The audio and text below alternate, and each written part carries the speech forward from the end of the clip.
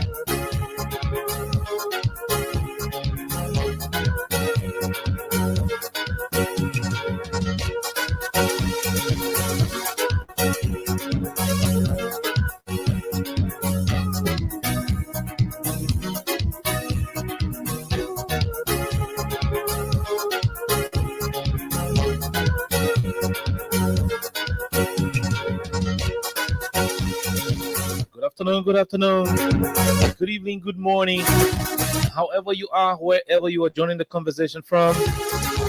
This is Freedom Hub on 87.9. My name is Kine Oliver Kine. I'm here today on this wonderful edition of the program in Monrovia. The weather is kind of good. The city is kind of tense. The people are suffering. The Liberians are walking back and forth.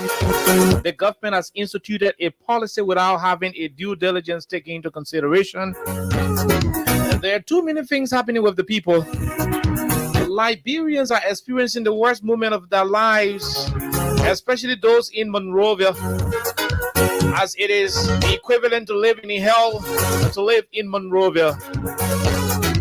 Imagine walking from the free port of Monrovia to Broad Street in Monrovia. Imagine missing out all of your classes in the morning because of a very hasty decision by the Liberian government under Mr. Joe Boaka, Gregory Como, and the rest of the folks. They've taken a decision that is going to impact lives.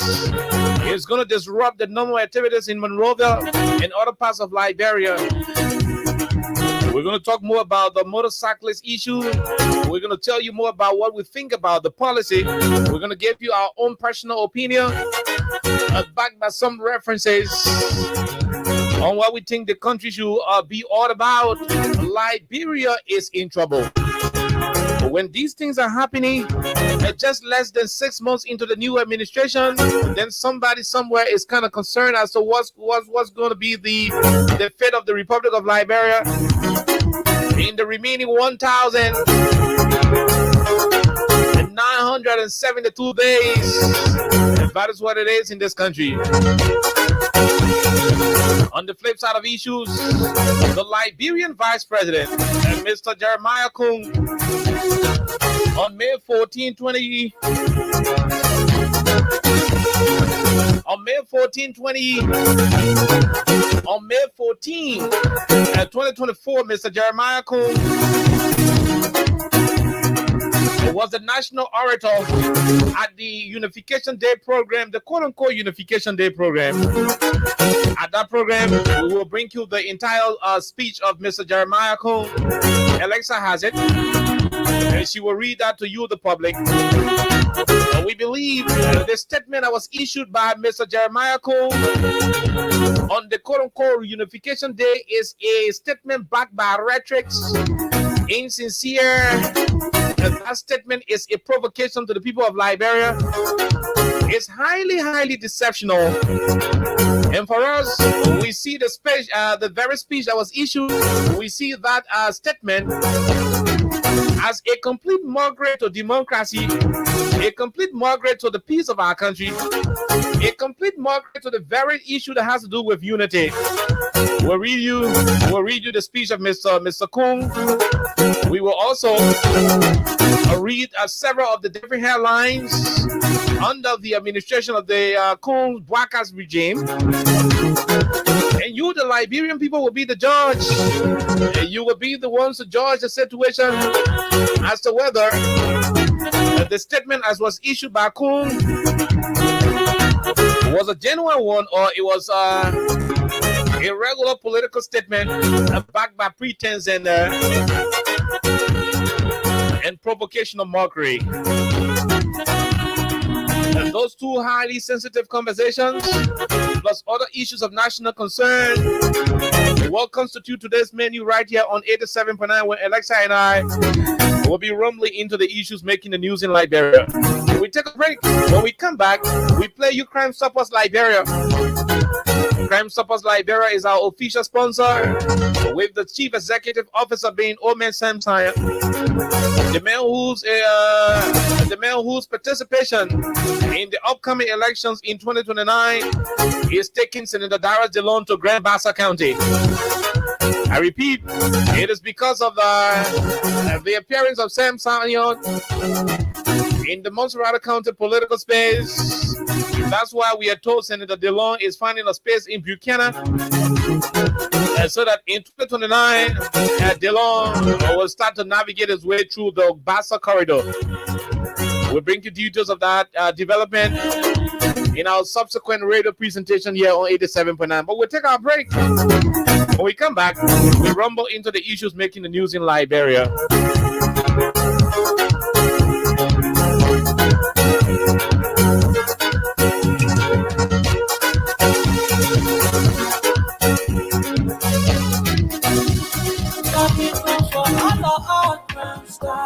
The people bringing safety to your door. Crime Stopper, stopping crime and make it peace for them before. Crime Stopper Liberia, from the center to interior. Crime Stopper, keeping us safe, they're stopping crimes for all of us. Crime Stopper Liberia is your community crime fighting partner. Don't take the law into your own hands. Remember, if you see a crime, report it. This is a message from your own self, Old Man Sam Sire. Crime Stopper Liberia is your community crime fighting partner. Don't take the law into your own hands. Remember, if you see a crime, report it. This is a message from your own self, Old Man Sam Sire. Crime Stopper, the people bringing safety to your door. Crime Stopper, stopping crime and making peace for them before. Crime Stopper Liberia, from the center to interior. Crime Stopper, keeping us safe, let's stopping crime for all of us. Crime Stopper, the people bringing safety to your door. Crime Stopper, stopping crime and making peace for them before. Crime Stopper Liberia, from the center to interior. Crime Stopper, keeping us safe, let's stopping crimes for all of us. Okay, so welcome back to the program Freedom Hub on 87.9. Alexa, good afternoon, welcome. Good afternoon, Oliver, and I would like to say good day to all of you out there. However, where you join us, I would like to say welcome to Freedom Hub on 87.9 FM. We have a lot to talk about today, as you all know, or as you may know. There are a couple of interesting happenings in country since yesterday. Basically, we've had a lot of people walking. We've had a lot of people just chopping. Some of them, it is unintentional, actually. So it has been really, really, I don't know if I should say a devastating moment for a lot of Liberians, especially in Monrovia. People are walking. And it seems to be a reminder, to the civil war that a lot of people experienced back in the day.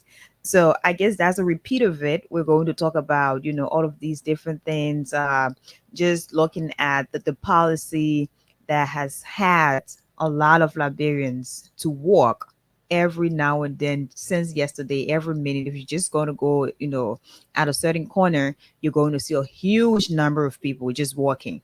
You wouldn't know if you just entered the country, you'll be thinking what's actually going on, but that's exactly what it is. So we have a lot to talk about. And Unification Day, I don't really want to say it, but it was celebrated though. So we have to go over Mr. Cohn's speech that he made, and a lot of different things he actually said in his speech. Whether it is going to be a contradiction or not, we're definitely going to talk about that.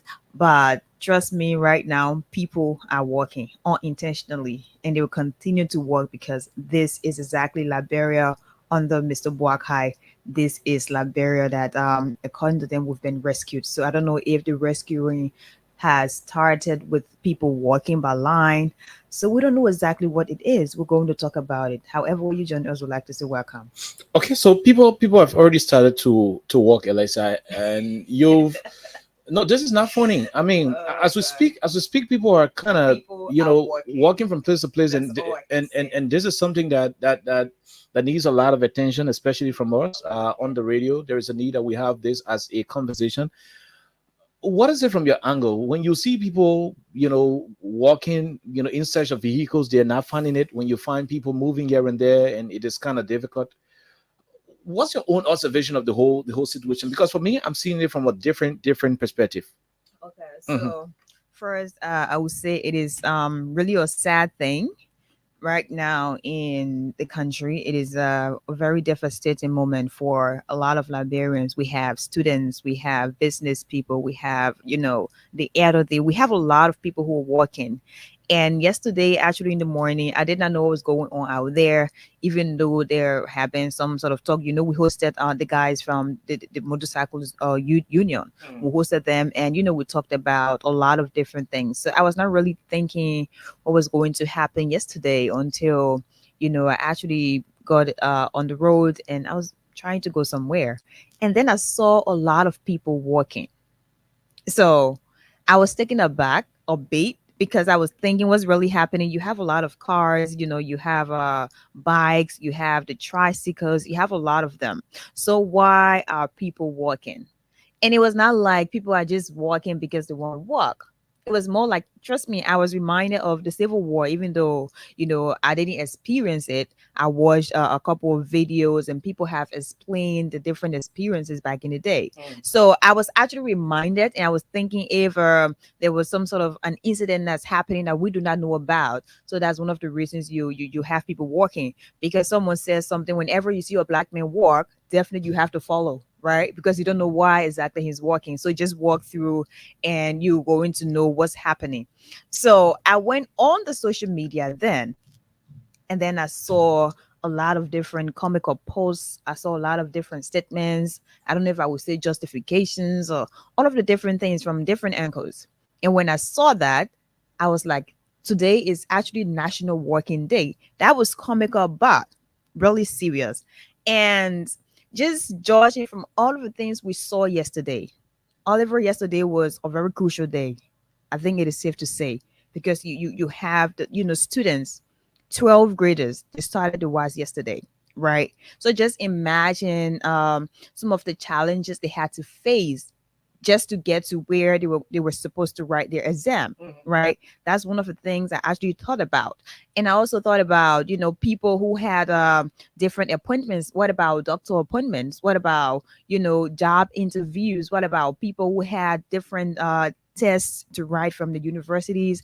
I just thought about a lot of things, and at the end of the day, I concluded that whatever policy this is, it is a very hasty policy. It is a policy that is really untimely, and I don't think it is really necessary to have it implemented the way it is being implemented.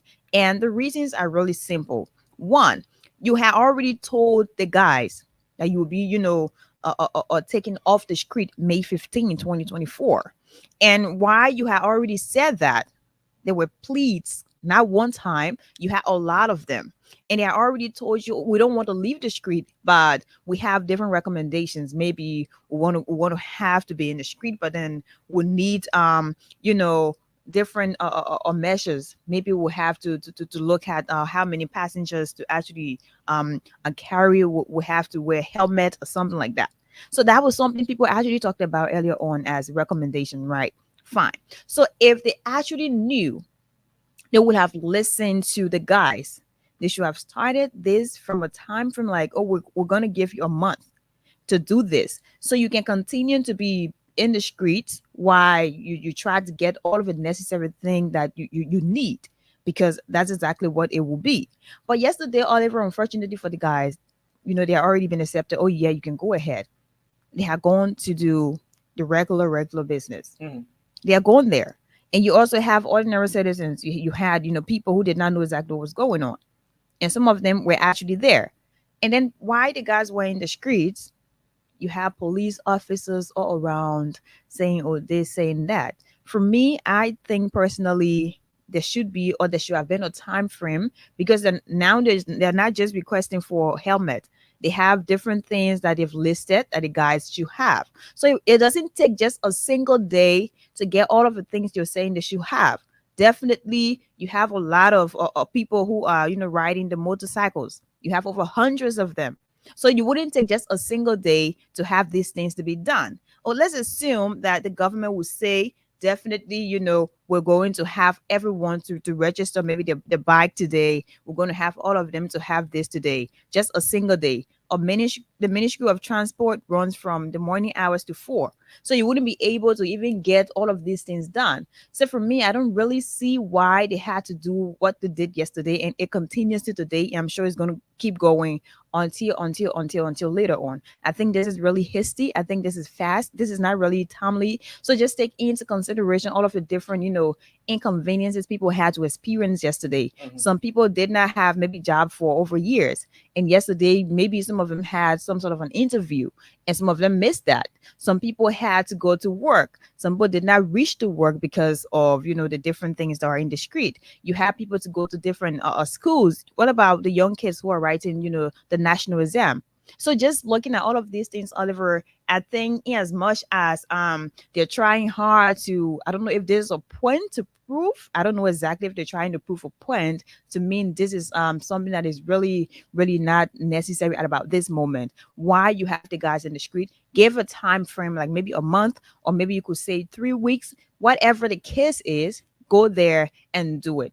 Right? That would be something that would make sense to me. You can just get up in the morning just on a single day, and you're telling a person you need to have a helmet. Definitely, you need to have a registration. Definitely, you need to have this, you need to have that. You wouldn't have all of these things to be done one day. You wouldn't have all of these things to be done suddenly. No, it doesn't make any sense. So if this is one of the things they're doing, to have credits, I don't think it actually makes sense, because this is not even about credit, right? We were here and we talked about how the same folks who are pushing this today, it is for your own safety, it is for the road to be like this, to get rid of danger, to get rid of this, get rid of that. Back in the day, when people were actually talking about, we need the guys to be well protected, the very same folks today who are saying that they're going to enforce this policy, they thought it was something really bad, and they politicized it because it was not in their case by then. And today they're saying we're doing this to keep everyone safe. It doesn't make sense to me. If you really want to implement this policy, Oliver, I think it should be done in a way that is way more holistic, in a way that is way more reasonable. You can say you're going to be in the street and then you're just going to get them off. Let's forget about the motorcyclists, right? Let's talk about ordinary Liberians. Let's talk about them. If you actually saw the scene yesterday, or I would say the scenes from yesterday, because you have people walking from across. Even today, you have people walking from Painesville, maybe Boulevard Junction up to Monrovia to Intown, right? Today the same thing continues, right? So to me, that was not really fair to citizens who had to go through that, and that was really a traumatic experience for a lot of them, because I'm sure even the old people, if you just watch the video, for me, just watching the video, it takes you back to the moments where our parents had to walk. It takes you back to moments where Even some of the folks who experienced the Civil War had to walk from place to place or intentionally. You just have to walk because at the end of the day, you want to get somewhere. At the end of the day, you want to, get to a point where if you're going to hustle, you want to reach there, right? So people had to struggle up to the evening hours yesterday. You had a lot of people walking. Is that safe? Since we're talking about safety, is that really safe to have Liberians walk from one point to another? Do you know how some people have their own, health issues? Definitely. So imagine you're having someone walk from maybe Broad Street 4 o'clock to a number of time based on where they live. You know what that means? What if the person is being, harassed? What if the person is being attacked by different people in the street? So all these things should be taken into consideration. It doesn't make any sense. If you are to rescue the country, I think you should do that with the sophistication you've told us you've come with. You would do that with the experience you say you've come with, and with the best solutions. We're not talking about hasty solutions. And to a point, even 1 month, I'm not really sure it will be enough, Oliver, because you have a lot of the folks. So please, you guys have to go back to whatever drawing board you have. You have to go back to that and reconsider all these things or review what you're doing, right? In as much as you're saying we want made the country to be safe, so all the people can get a helmet, all the people can do this, do that. It takes time to get all these things done. It doesn't take a single day. So in your own manner, you get plenty sense. You think only yesterday, all the people in a riding motorbike, they'll be able to register, they'll be able to get helmets, they'll be able to do this, to do that. No, they wouldn't be able to do it. It's just a day. So that means you have to give them a time frame. If it's going to be maybe 2 months, if it's going to be 3 months, you can be on the road while you continue to do all the different requirements that you are supposed to do. Do not just get up in the morning and you have the police officers at every junction just doing this, doing that. This doesn't make sense at all. It doesn't make sense. You guys, have told us what you are able to do and what you know you will do. Get the job done, but do not be hasty. Get the job done, but it should not be something that is untimely and something that will be, inconveniencing to a lot of people. We don't want that. I don't know if we can show the video, but if some of you we will go to the social media, some people are making fun, right? You go to the social media, just look at a video where people are walking on the bridge, Clarendon, right? On that bridge, just look at that. It is so sad. Look at people walking from Congo Town, really sad. And you have a lot of them who had, taking their phones and they were actually recording themselves. Oh, today is this, today is that, today is. So it doesn't make sense. This is a country, though. We shouldn't treat Liberia like, we're way behind the people that are behind, even though we shouldn't be that way. We shouldn't treat our country like that. If you want to have the guys to be safe as well as the passengers, make sure this is done in a time that they will be able to handle it. There's some of the guys who will be able to do it, and there's some of the guys who will not be able to do it. So please give a time frame to them so they can be able to do all these things. But just the action yesterday, no, that was way too hasty, and I don't think it should have been done the way it was actually done, especially the start of this whole restriction on them. No, I'm not sure, Oliver. Okay, so that was brilliant, and you were able to summarize all of the technical and protocol related issues. My people listening to me, listening to ELEXA, I'll beg your indulgence for me to go way political. For me, I'm concerned about the political side of things.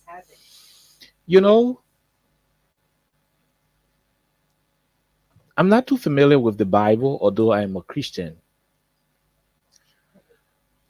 But I remember a particular story in the Holy Bible. The children of Israel had a problem with a particular king.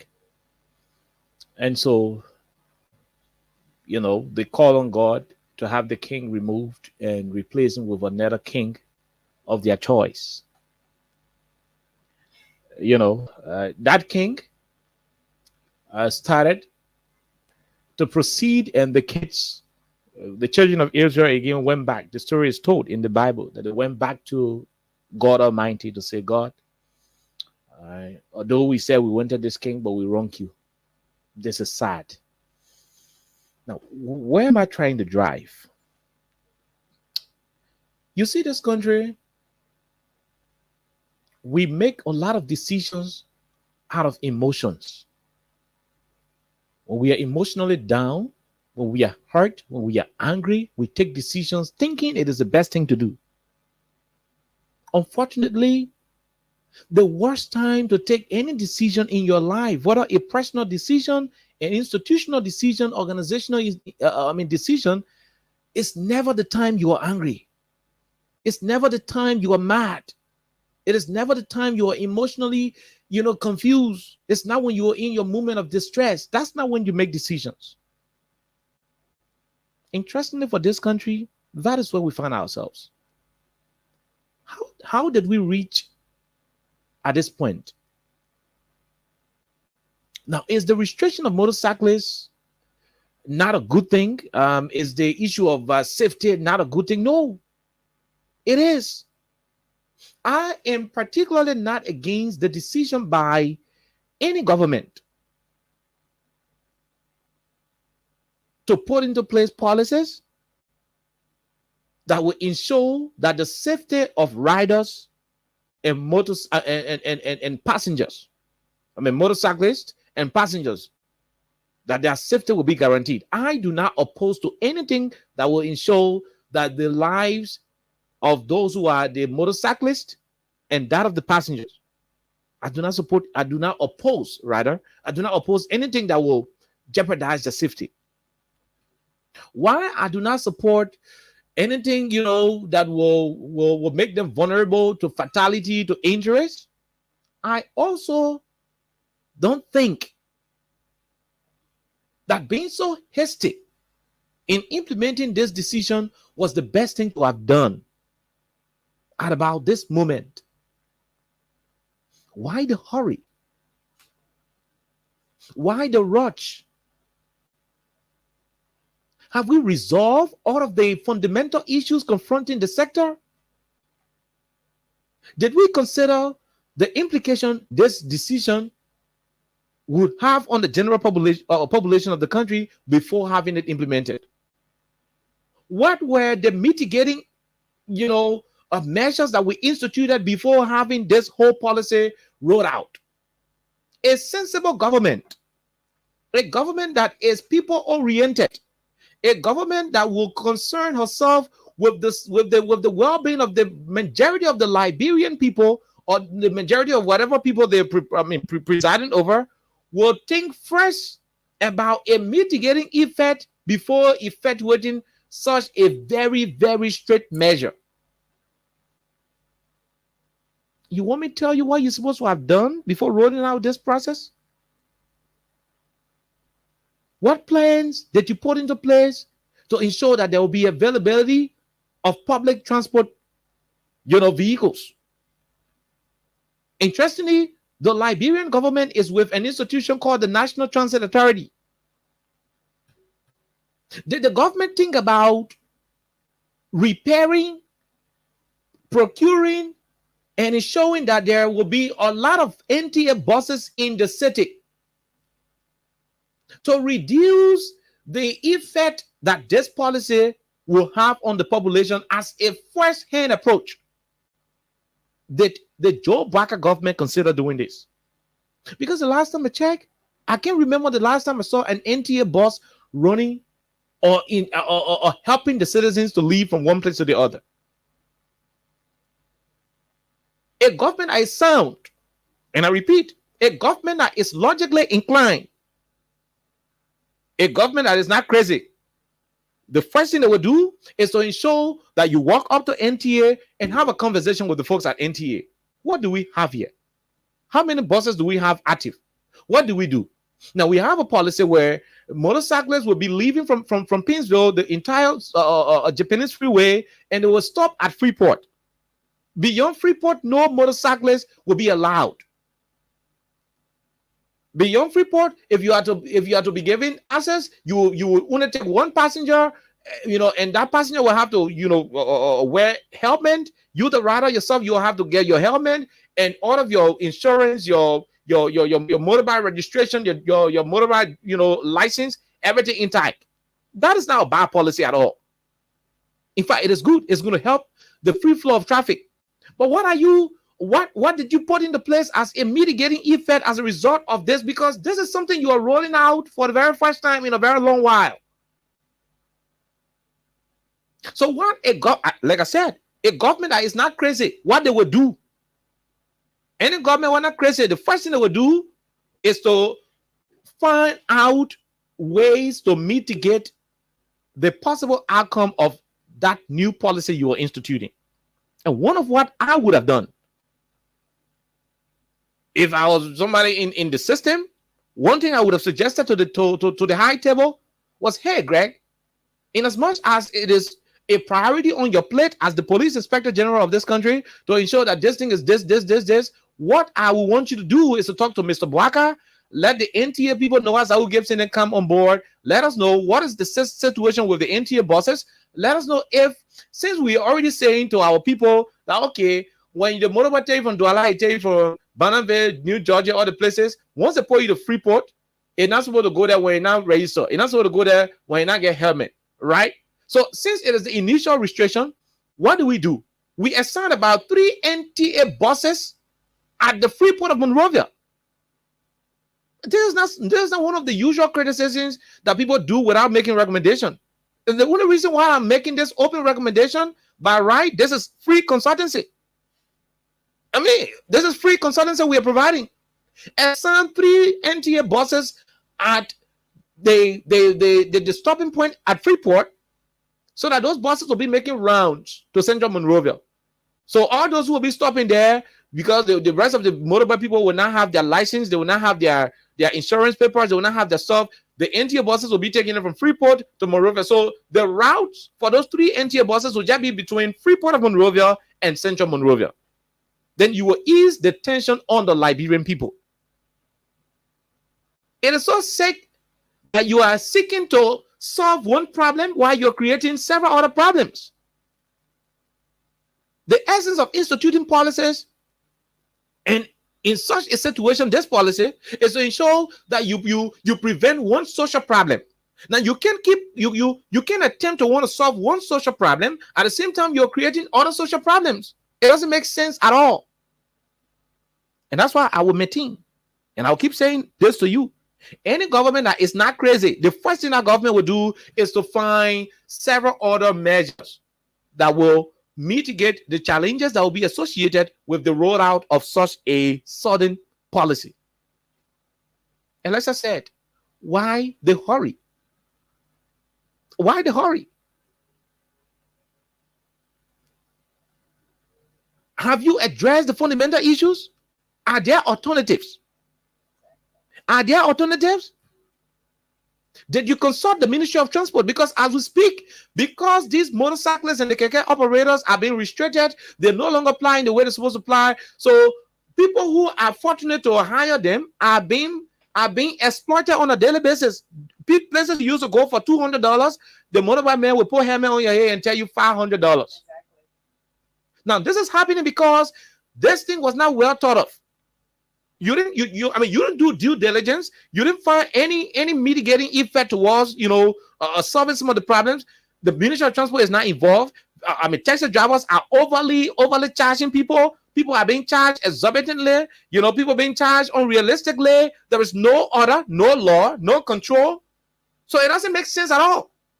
It is useless to want to implement one social. To solve one social problem while creating several other social problems. It doesn't make sense. This is supposed to be a government that we pride ourselves in as a responsible government. How come the government acting insane?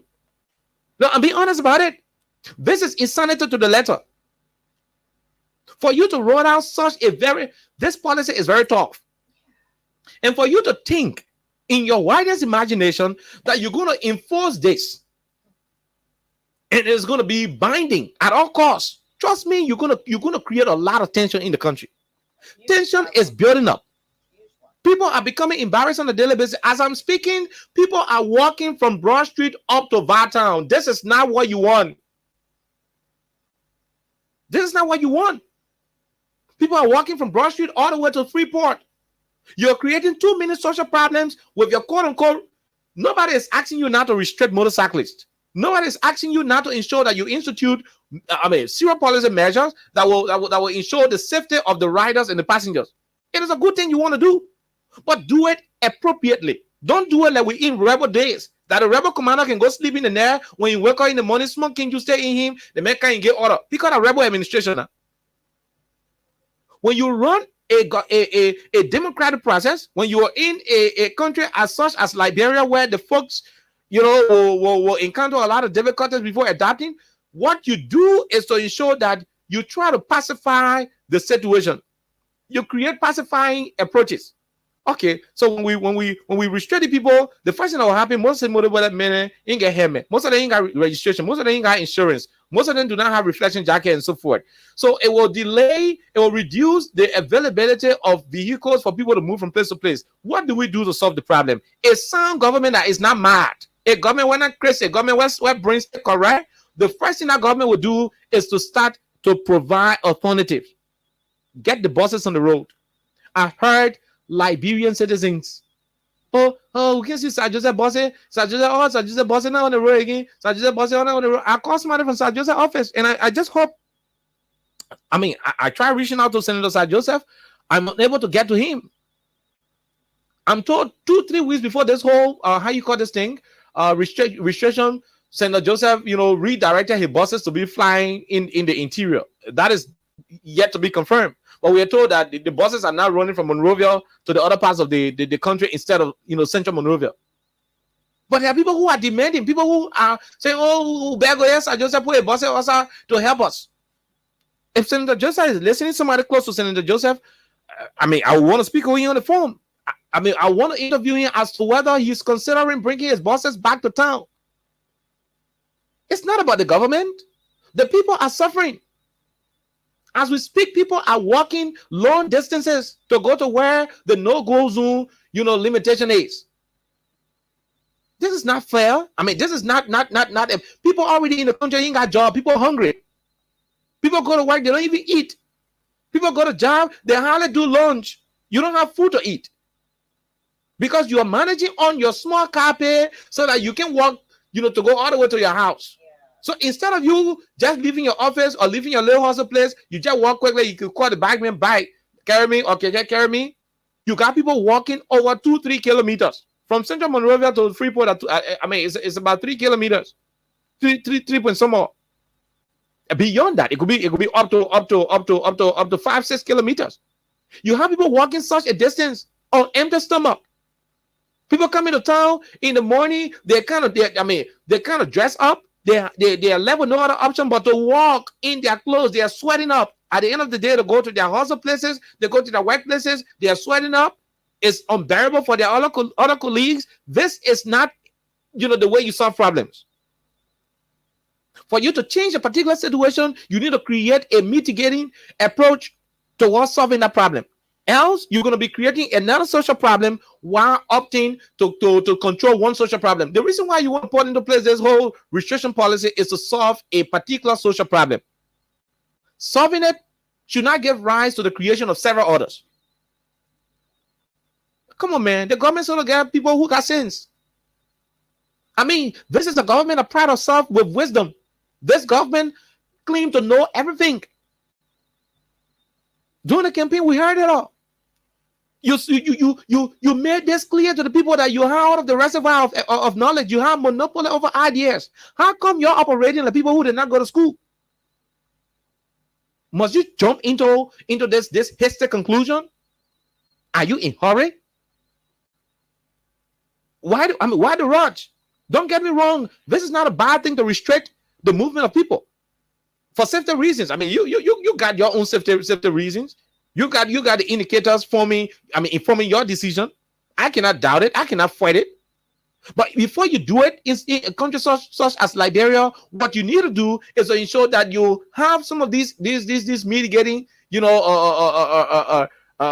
approaches adopted, so that it can serve as, you know, a side, I mean, how you call this thing, a soft spot for whatever policy you're going to be instituting. That's it. Our brothers and sisters from Islam, who can do the fasting every Ramadan, ELEXA, 30 days, they fast and pray to God Almighty to intervene in too many issues. It is a difficult thing to fast from the morning hour, from 6 o'clock in the morning to 6 o'clock in the evening. It's a difficult thing. And so, in the wisdom of the people who started the fasting business, they said, okay, so since this is a very tense decision, because to fast from 6 to 6 without eating and drinking is a very tense decision, ELEXA, and fellow Liberians. So the guy said, since we're going to be fasting from 6 to 6, no eating, no drinking, let's prepare our food from 4 in the morning to 5. We prepare a variety of food that will give us nutrients, food that will give us vitamins, food that will give us water, that will keep our body hydrated and everything. So the people eat good in the morning. Oh yes, they eat good in the morning. So after eating good in the morning, you know, around 5 to 6, by then 6 o'clock, poop, they stop eating. So at that level, you already have a mitigating effect, you know, in place, a mitigating, you know, measure in place that will reduce the negative effect of the fasting. Because you eat in the morning and 6 to 6, people could collapse. People could start fainting, dying, you know, through the process. So to reduce whatever potential damage, whatever potential fatality or injuries that an individual fasting may incur, the framers of the whole fasting situation decided, okay, you know what? Between 4 to 5 in the morning or up to 6 o'clock, let's find something to eat. So that by the time you start a fast by 6 to 6, you're going to be okay. At least there is going to be something there to suppress whatever hunger that will keep coming. Although you will still get hungry because whether you eat this and that, but to a greater extent, it's going to mitigate it. That's why mitigation is not to eradicate. Mitigation is just to reduce the level at which the damage would have been done. Simple. That's the simplest way I can do the analogy. So as a government wanting to have this thing in place, that's what you needed to have done. You didn't even find alternative for the people. You didn't find alternative. A sound government that is not crazy right now. What you will do is to go to Crown Hill. There are people who live from Crown Hill, going to Douala, going to Gardnersville. What you need to do, you need to have 3 buses going towards Douala, 3 buses going to Gardnersville, back and forth. Let the buses keep moving, people back and forth. You don't have anything like that. You leave the citizens vulnerable. You got elderly people, old people walking, young people walking, people who are hungry walking, people who came to job on their single car pay. Some of them do not even have hope of eating anything when they go home. Now you make them to walk long distances. You're creating too many anger in the country. You are making people angry. This kind of governance is terrible.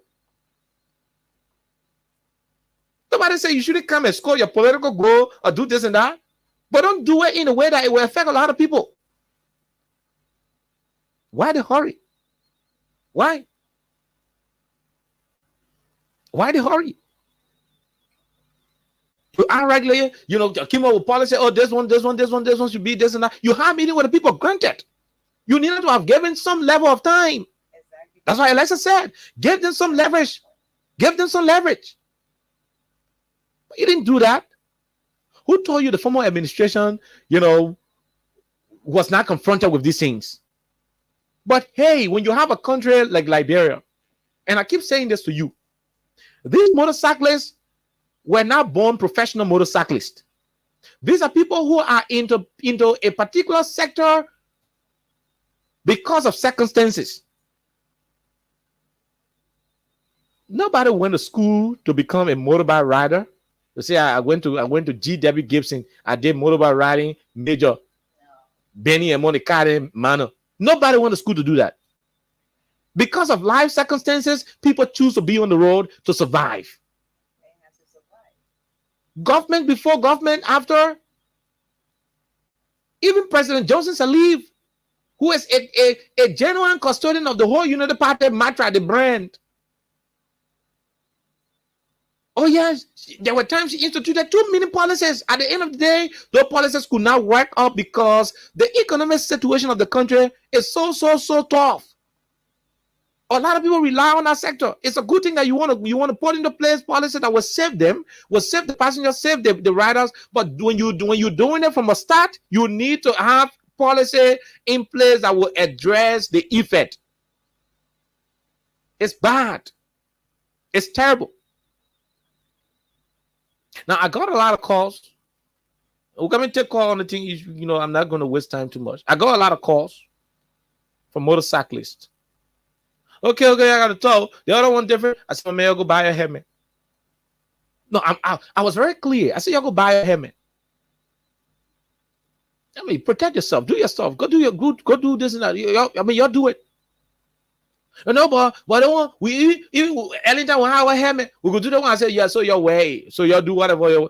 Oh man, that is what the government is saying. I'm not going to fight government. No, I'm not going to fight. This is the government that was elected. This is the government the Liberian people elected. Every government got her policy. Joey Akin said no university student in public university must pay school fee. Joey policy. Boop. School free. Joe Biden, he not like it correctly, but come on. To change that rule, you are cheering and jump behind the government. I don't know. So that's why it is. Is Jerry taking wire today? Joey Akin said nobody must pay wire fees. That is just U.S. policy.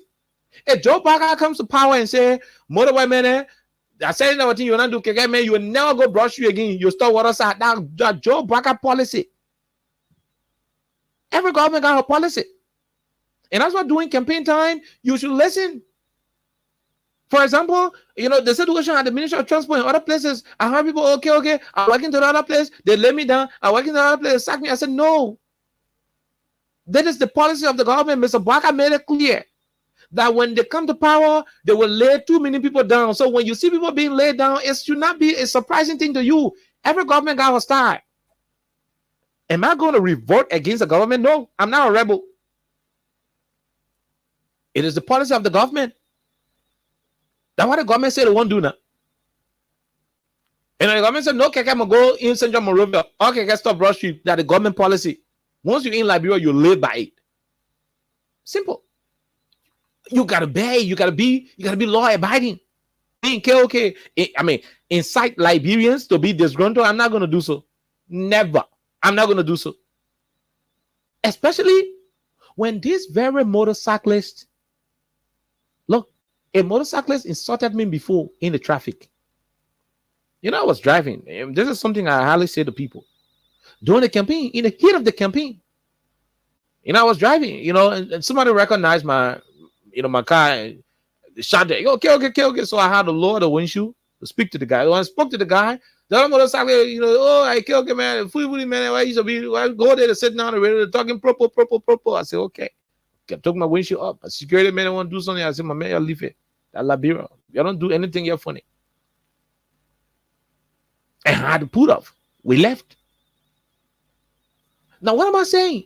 During the 2023 campaign, fellow Liberians, these same motorcyclists who are running around telling us, no. This motorcyclists, the government has instituted a policy. You must live by it. Our only concern is that the government should find a mitigating effect for the citizens. For the citizens who are mostly impacted by this action. For me, the citizens who can be walking, those who are walking, suffering, they are my concern. Oh, yes, I have a concern for the motorcyclists, some of them who are reasonable. But a good portion of the motorcyclists in this country saw election as a joke.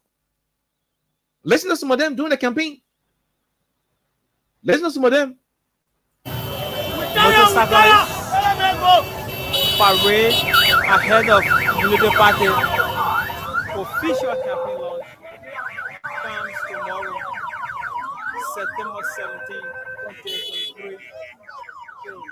I'm here bringing you the parade to the various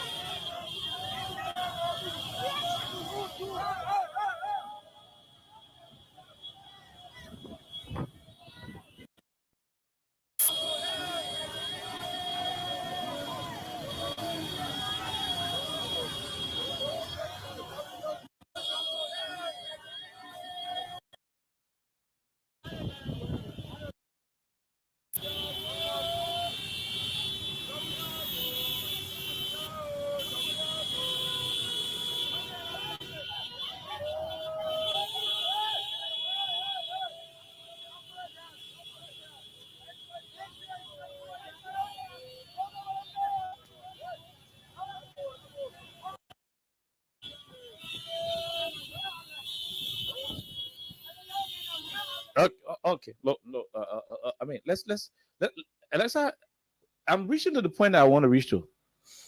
When you listen to this audio directly, you will hear the guys. This is motorcyclist. This is the government that you wish for. Come on, I know why you have to abide by the restriction of the government. Nothing else.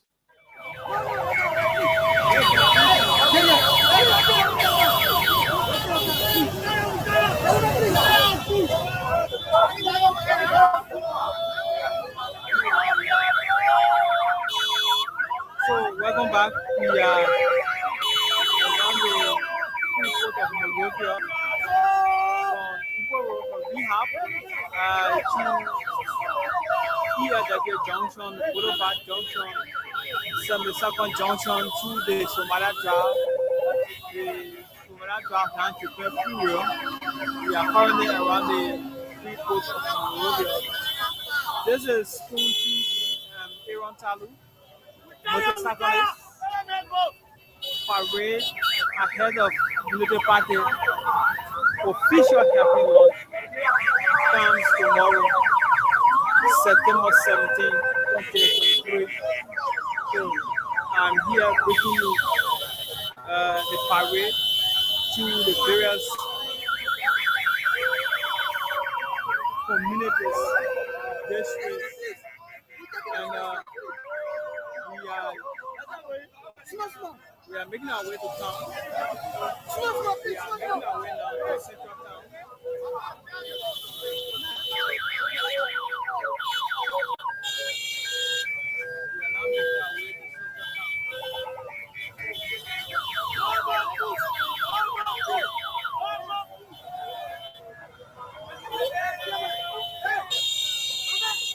I mean, are you?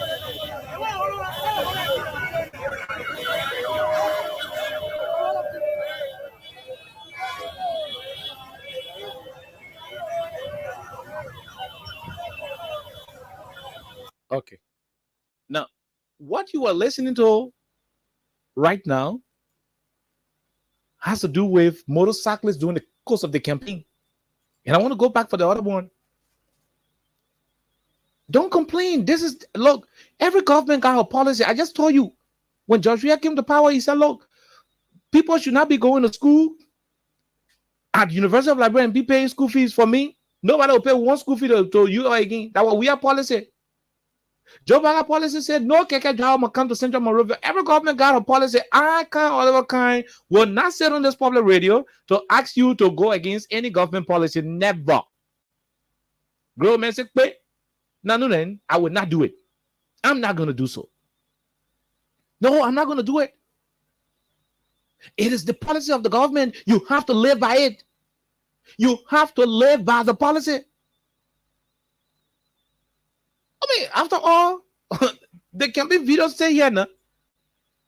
Motorcyclists. Motorcyclists ask for this government. When you vote for a government, you go by what the government is bringing to you. Now, the reason why I can vote for people is because I trust them. I know what they will do for me when they win. And so when I go to you, I vote for you.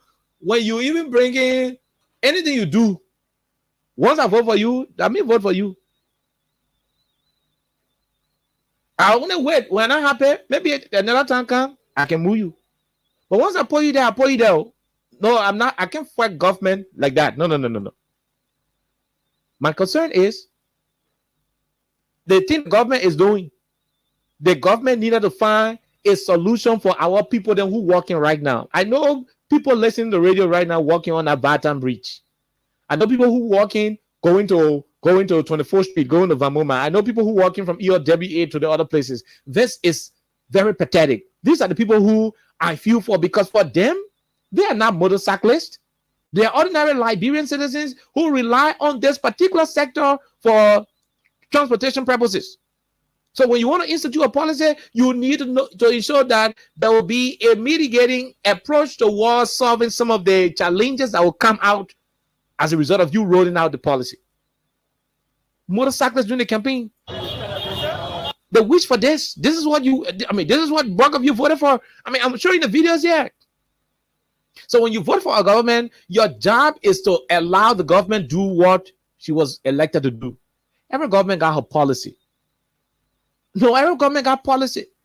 So we have policy. Well, okay, you know what? The zero housing in Nicotine too plenty. I gotta reduce it. Let me go base some proper housing there and give it to people free. That's why he own the policy. One other policy. Well, okay, you know what? I mean, I'm not too. It's too good that Lanco was in Yekepa. Lanco move from there. Mita still go there. Mita still move from there. Change the need to Asala Mita.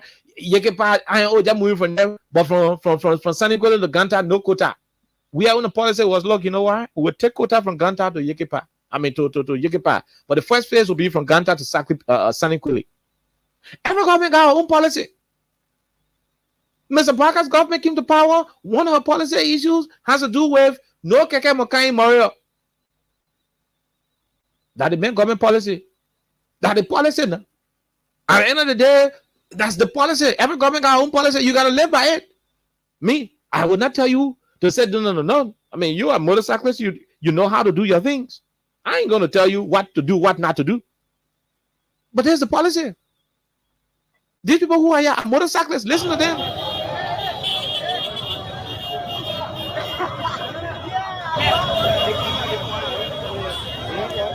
Well, folks, a pleasant good afternoon from Pinsville. This is Cool TV.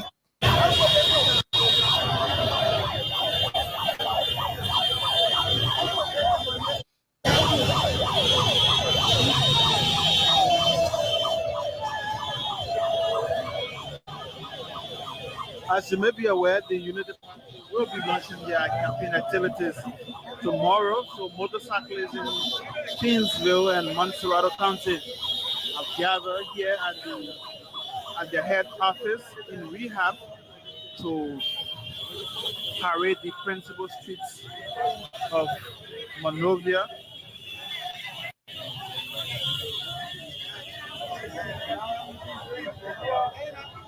Along with the president of the Motorcycle Union, we are here to parade the principal street of Monrovia. ELEXA, you listening to the commentary from Cool FM during the election? The guy said, we are here in Pinsville at the headquarters of the United Party in Pinsville to parade with the president of the Motorcyclist Union in Central Monrovia. This party knew. During the campaign, you escorted this political party to Central Monrovia. No, by then you have five human beings on the motorway. The party, as a government waiting, they didn't tell you, say, no, yo, each bike take one partisan. No, nobody told you each motorbike should take one partisan. You came 10, 15, 5 on the motorbike. You campaign. I mean, come on. That's your government. I mean, fight your government. I can fight it. No, I ain't going to fight your government. You elected the government. Now, the political side of it is the fact that you elected the government. There's a government. Anybody who will encourage anybody to fight government, that person is a rebel. I'm not a rebel. No, I don't rebel against regimes. I'm vocal on an administration. Like what has happened for me, I maintain that any government will get sense, any government will not crazy. The first thing that government will do first is to make sure that they find solution. Well, make people not to suffer to walk around plenty before they do the restriction. But we are finding a solution there. At least putting plenty buses there on the road. And when government get plenty buses, post on the Banana, post on the New Jersey, then post on the ELEXA, post on the Parker Pin, post on the Broadway store. Plenty buses, just be happy to be bringing the people. And, because right now the traffic not there again, plenty cars not there, this and that. So yeah, so you get plenty of buses be bringing the people. At least that one will help people will not be walking too much. Once you don't have that policy in place, you just stop the motorbike people. For me, I see it as not a decent thing. It's insanity by itself. So that's why I keep saying any government was son, any government was crazy will not do it. That's the only issue I have with the policy. But beyond that, what I think is that it is. I mean, at least this is your government. Both of you, the motorcyclists, you voted for this. We have the records. We have the records. I mean, I know, but that is what I see it to be. Get your helmet. Wear a helmet, but my man, wear a helmet. Do your stuff, man. Do your stuff. Wear your helmet. I mean, there are other views to this. There are other opinions about it. And other people, motorbike men used to do the one. I agree. There are some motorbike men who used to warn a friend in traffic. And that's how we got to stress this one. There's a motorbike man who used to be warning the men in traffic. Say, they think what on here. They think what you're doing here. You say you're doing. Oh, they want. Joey, I go. That will kind of thing. There will be problem. Now, this is not because government never had plans. Look, I spoke to Patrick Sudu. When a particular institution is about to make decision in ELEXA, like for example, the Ministry of Health want to take a particular decision, one of the best way you can have a particular understanding of that decision is to consult somebody who have served in similar role. I consulted Patrick Sudu, and I asked him, former IG, what do you think about this? He said, look, my man, all of the policy in place to ensure that motorcyclists would have been restricted were policies that we had on hand. Some of the plans we had at the time we wanted to implement the plans, too many constraints were on the budget. And let me say this, the CDC administration had plenty of budgetary constraints. One was that issue of the midterm election. Right. The senatorial election, all the country went for senatorial election. For the party government, they will not have that burden because we're not doing no midterm election in the 6 years. The whole 6 years, there will be no midterm election. After 3 years, we go vote for one senator. It will not happen here. So the government not spending money on that one. We also pray that the current lawmakers, nothing will happen to them. I mean, maybe plenty of them. But we have plenty of lawmakers that died during the CDC administration. So you have too many by-elections, and every by-election is cost-intensive. To conduct one by-election in one district, that plenty of money. In one county, that too much money. So Mr. Sudu says some of the plans they had were plans that were tailored towards ensuring that you would decongest Monrovia, institute the same kind of policy, but those issues will require a lot of money, which the government didn't have. And that's why they were working with the Motorcyclist Union to ensure that when there is a violation in traffic, the Motorcyclist Union, the Motor Police Union will work with the LMP to ensure that those people who will be violating will be apprehended and stuff. And that's how they've been moving small until the government can roll out a particular plan that will soften most of the problems. Now, in the absence of addressing those issues, it becomes so embarrassing for you to just want to force a policy when you've not resolved most of the fundamental problems. Yeah, and that's what it is. You want to score political point? The point to prove, I guess, they are not really scoring that point at this point because they did not do due diligence. They did not do exactly what was to be done, because at the end of the day, Oliver, as much as you want to score some sort of a huge point, you have to make sure you take a lot of things into consideration. And I'm sure they did not actually focus on that. They were just we have to get this done, no matter what it is going to be like. We have to get it done. And as much as you're trying to get this thing done that you badly want to get done, look exactly where we are. Look exactly how people are just being challenged on their own right now. If you're out there, just go on the road, just stand. You're going to see a lot of people walking. Why? Because that's exactly what the national police, they've brought to us. Definitely. And some people do not have money because guess what? Prior to yesterday, people would just, come to town with just their regular, transportation fare because they know exactly what you're supposed to pay. But yesterday, some people had to pay more than what they usually pay. Someone told me, someone who goes to my school told me, I just paid $550 because I need to get to school at this point. And that's not why I usually get paid. But because of all these different challenges, we have to pay this.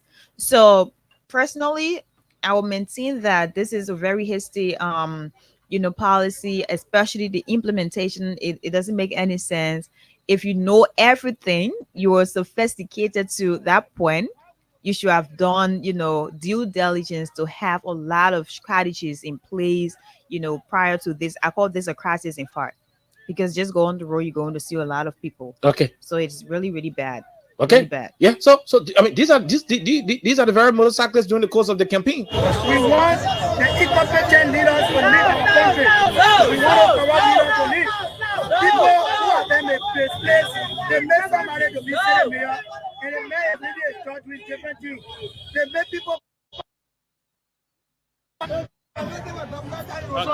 today is the official launch. The motorcyclist, I will be there. We will be parading. So Why are you nowhere around the country that you see motorcyclists dancing, no puka dancing, no puka. And the one protesting.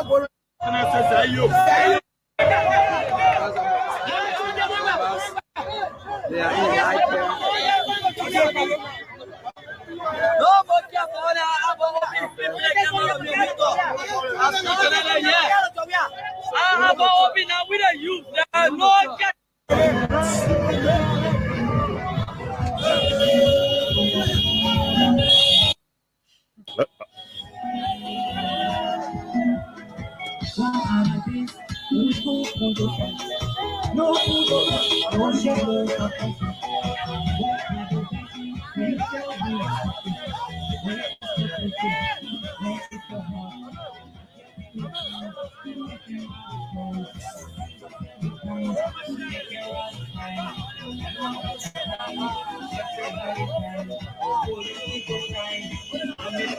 Okay, so those of you watching the video, you will see the motorcyclists in their United Party t-shirt during the course of the campaign. And they are singing the song Buka Dancer. Oh yeah, so I mean, you brought your Buka Dancer. Me, okay, as you advocate for what happened on the road. I just feel sorry for some of the other motorcyclists who are sound. I feel sorry for the sound-minded motorcyclists who are also being impacted by this decision.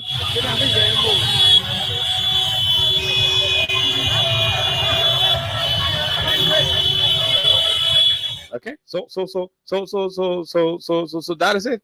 So for those of you listening to us, and those of you watching the broadcast, I'm very sorry, but let me see if I can bring you a gist of what happened yesterday in Bartown. See people walking.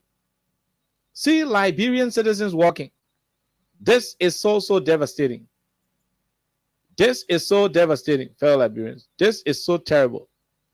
Okay, let me see whether I can open it. Is this the highest it can go? Okay, let's see if we can try. Yeah, this is it. See people walking on the bridge. You know, for those of you, see people walking on the bridge. See people walking on the bridge. Yeah. See the folks walking on the bridge. And as we speak right now in Monroeville, people are still walking on that bridge. People are still in search of vehicles. They're walking on that bridge. We're appealing to Liberian citizens who got vehicles. You got car. When your car empty, you reach anywhere you spam Liberian people, please stop and put it in the car. When you are in difficult times, we should be helping one another. Alexa, what are you laughing for? No, why are you laughing? Wait. As much as you want people to help, some people definitely hesitate to help other people. Okay. When they have empty cars, because a lot of things have definitely occurred, so, and they wouldn't want to get mixed up in that. See the Liberian people. See the Liberian people walking on. I mean, I want you to watch the video. Those of you who live, watch the video. It's more like the Civil War. Yeah. You know? Watch the video. Watch the video.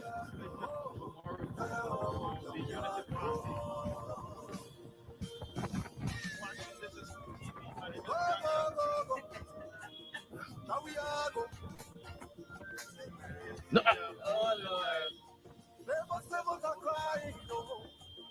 so we've gone back to the dark days. So my thing is, if you got vehicle, look, Alexa, I still believe that when somebody got vehicle, let that person be able to help. No, trust me, Oliver, you will have some people to help. Mm-hmm. But a lot has happened over the period. Okay. So some people are extra careful as to, who they're going to take in their cars, just to be on the safe side. It shouldn't be party land. I mean, it is not political though. Don't just get people. It's not political though. A lot has happened. Sometimes you will have someone in your car. Remember when we had, a lot of different campaigns about violence back to back. Some people said they were wrongly accused of things they did not do. Mhm. So based on that, a lot of them are actually careful. They don't want to have someone in their car just in case, Yeah, But I think, Oliver, this is just a reminder that we've gone back to the civil unrest. This is not a good thing. No, it is not. See, It's like we're rewatching See exactly people, what happened see, back in the see day. people walking on Seriously. on Baton Bridge like war fighting. Mr. Bwaka is here to rescue the country. I mean, this is with look, sophistication. you needed to make available buses. Like keep showing it to our people. I think they're interested in seeing it But more. Oliver, here's the thing, right? Here's the thing. If you have told Liberians, you have the best solutions. You have told Liberians, you have the best recommendations. Whenever you're trying to think about different policies, you will have things on the book that you're going to have as alternatives. At least you solve the problem first. Yeah. To sort out the issue before trying to put forth, the implementation. Reduce the impact. That was not done. You just wake up. You can just get up in the morning and you're telling Liberians, hey, whether you are a working class person, whether you are a business person or a student, definitely go out there. You're not going to get maybe a bike. You're not going to get this because the person who's riding the bike does not have all of the different requirements or has not met the different requirements. That is like a slap in the face of, some of these folks out there. And guess what? All the people then are working. And so people who just support George Weah. No. So you know the people working, and that's what I'm saying. A lot of people who voted Mr. Bwaka. When you get car, please help somebody. You have a lot of them who are your supporters. Let's be helpful to one another. When you get your car, stop at one of the intersections. Put some people there. Ask them, Banave. He say, yeah, please come in carrier. That the country will find what's up in. Down, he say, I wouldn't stop it for CDC people. No. I mean that. No. I mean, you can do it. People are walking. I mean, you can do it. And it seems like this is an unintentional, gym that has been open to the public. So wherever you are, sorry, this is not funny. It is really serious. But this is the administration we have. These are the people who, have told us during the campaign that they'll be able to provide the best solutions to all of the problems we have in this country. And now we have one of the policies that is being implemented just yesterday. We went back to the dark days where you had a lot of people. See the people walking like 1990. Yeah, back in the day, though. See the people walking like 1990. People have their bags on their heads. And this thing we're talking, when you go right now on the bridge, right to Slipway, Baton Bridge, you will find people walking. It's after 5 now. You will find people walking. Now, a government that got sense, ELEXA, a government that is not crazy. What that government will do right now is to take buses on the Crown Hill, right? Take buses on McDonald Street. Right. And at least ease the tension on the people. You did not find mitigating effect, and you want to enforce a policy to solve one social problem. To solve one social problem, you need to find mitigating effect, towards addressing the other social problems. So it seems like it is being way more messy because while you're trying to sort out, you're causing other problems. Not one, but you're causing more than just one. So it's like see the way the people are walking on the bridge. I mean, for those of you who are not watching the show, I feel sorry for you. But look how the people walking the bridge. I was like driving. I was like, no, this is unfair. This is terrible. This is sad. Imagine Oliver, Mr. Bwaka is this is sad. 79 years old. Sad. So imagine some people are 79 years and walking that same distance. So that's a disaster, right? Really. Now the way you do it is to find solution. Find solution as a government. A government that is not crazy will find solution first. You didn't find solution. You didn't find solution. Look, you won the election already. There is no reason why you want to be political about every nonsense in this country. Just stop. You're not governing the country. You're already the government. So. You got nothing. You got no competition with anybody. Take your time and do whatever you want to do. Who told you the policy is not good? It's a good policy. It is. Look, if I sit there and say the policy is not good, I'm a liar. It's a good one. It means I'm not sincere to my conscience. It is a good thing. But when you want to do such a situation, you want to do such a thing, do it in the most appropriate way. Have you reduced the danger? Have you reduced the impact at which this policy is going to affect the people? National Walking Week. That is what you've done. You've rendered our people useless. You've made Liberians to remember the war days. Look at the people walking.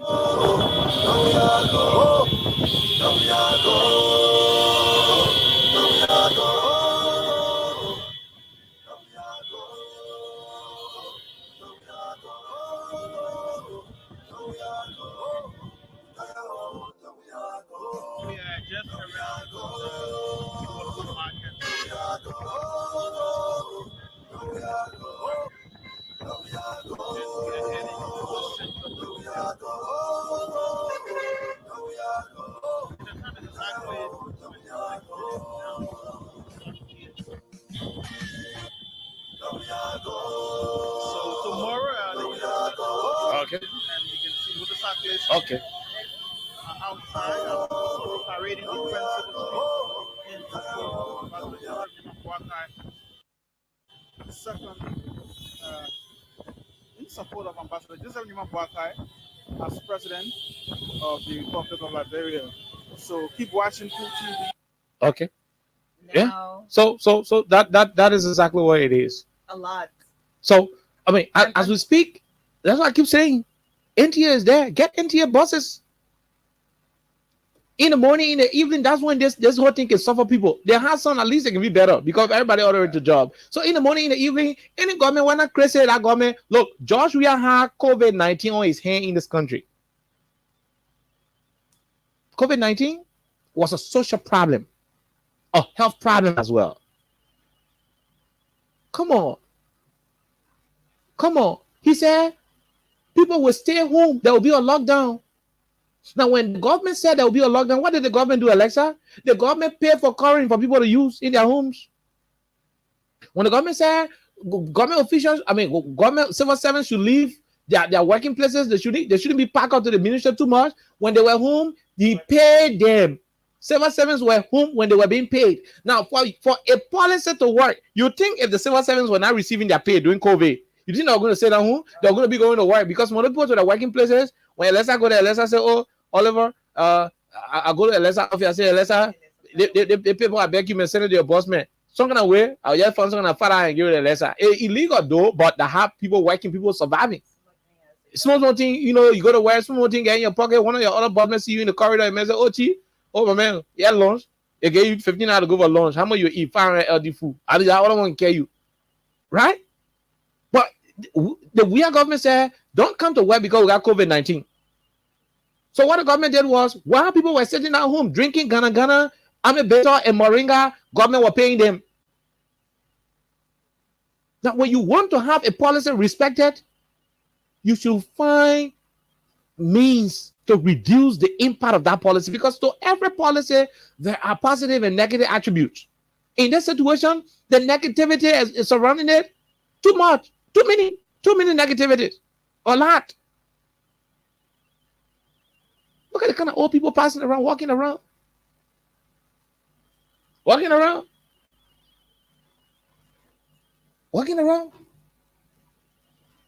You think we hate everything about this country?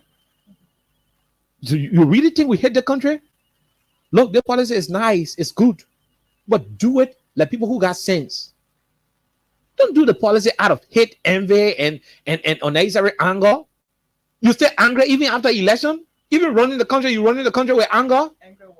Don't you know some of these people who are walking on the road? Some of them, I will give them lift. I will give some of these people lift. Oh yeah, I will get them lift. Real lift. Hello? What happened? What are you laughing for? I hope Austin is listening. I will give these people lift. Okay. Real lift too. Good one. Some of the people you're sending home, they are ordinary unity partisans.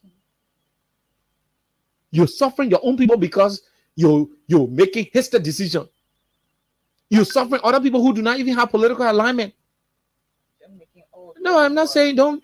But when you want to do it in such a way that it will be guided. Responsibly. You say you're responsible government. You're a responsible government. At least that you say you know everything about governance. You want to see the display of that. Yeah. You block the road to Freeport. No motor macan. You block the road to Vatan. No Keke will get on Vatan Bridge to come to town. Keke should go to Waterside. Good. I find solution. Get the buses between Freeport to come. At least since the no-go zone is no longer it is no longer extended to the Japanese freeway and Bushwa Island. It is not so quote unquote beyond ERW towards town. So the places where the no-go zones are, make those places the NTA pickup point. Alexa, so that by the time the motorway can put them into Freeport, they may not sort of be worrying to find other bikes to come, because bikes are difficult to find. So if I want NTA bus can right down there, our NTA bus can swallow almost 100 human beings. So when you tell that 100 human beings from Freeport to Central Monrovia is less than 5 minutes in traffic. Less than 5 minutes. Because by then, the road is already clear now. So by then, so you have your NTA buses moving here and there. Go to NTA, get in some money, repair some of the buses. We are not just criticizing, we are providing solutions. Although you're supposed to get out of the ideas in the country, but we're helping you with solutions. Don't be afraid, don't be ashamed, to take this whole suggestion. Don't be ashamed. Go to Noah's Al Gibson, work with him. You'll fix some of the buses, put the buses on the road, then you will reduce it. My concern is for the people who are suffering as a result of your decision. That's what I'm concerned about. All people walking around suffering. So many people are hungry. So many people kind of job, they didn't eat at work. The mention high, you let $150 LD in your pocket that will take him from Central Mora and carry him to a Hoy Iron Factory. But you met a man, I hunger. He walked from here to Freeport, the hunger intensified. Y'all kill people in the country with the thing what you're doing. No? People will start dying in the country the way they think what you're doing. You stop it. This is no governance. This is not governance. This is not how a government that prides itself with knowing it all. This is not how such a government can behave. We'll take a quick break. When we come back. And the people are dying to call. Yeah, we'll take a quick break. And that's why I want to go. I want to go to take the break, ELEXA. So you share your experience. So we'll take a quick break. We'll take a quick break. When we come back,